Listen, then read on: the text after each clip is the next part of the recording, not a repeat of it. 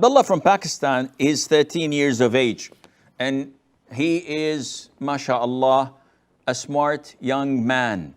He had a question and he went to the right people, inshallah, to ask, while the millions of Muslims just sit there and do nothing.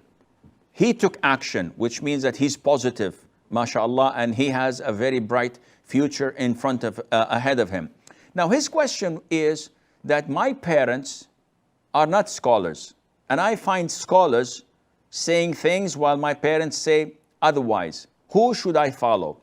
At this stage, Abdullah, you have to follow your parents until you reach a level of knowledge where you can differentiate between what the scholars are saying and what your parents are saying. So now they tell you you have to do this, and the scholars say, no, you must not do that. And you do not know where either party is coming from the Quran or Sunnah. You don't have evidence.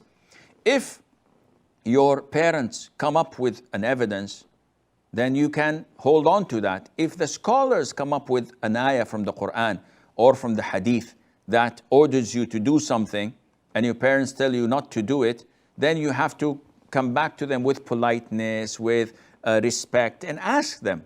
Yani, for example, you want to go and pray in the masjid.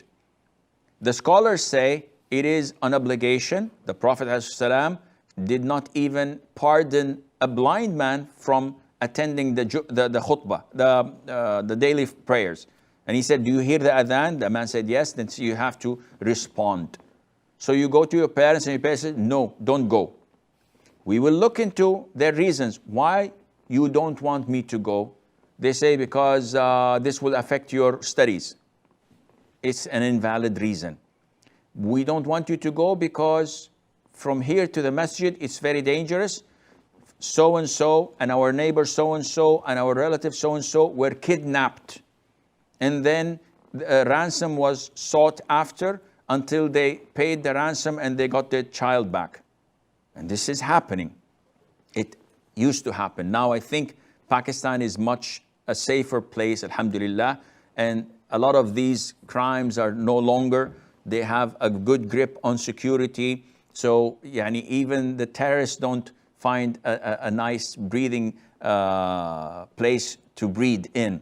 Alhamdulillah. May Allah Azza wa Jal protect Pakistan and the people of Pakistan, and to protect Islam in Pakistan. But if this is their excuse, then this is a valid excuse if they're afraid of that. So you have to look into it. Basically speaking, you have to study more, Abdullah. You have to learn your religion more. You have to learn how to evaluate the evidences from your parents and from the scholars, and also how to overcome your own feelings and desires at this age, which is early, but keep on learning the Quran, learning the Sunnah of the Prophet ﷺ, and eventually, inshallah, Allah will guide you without any problem.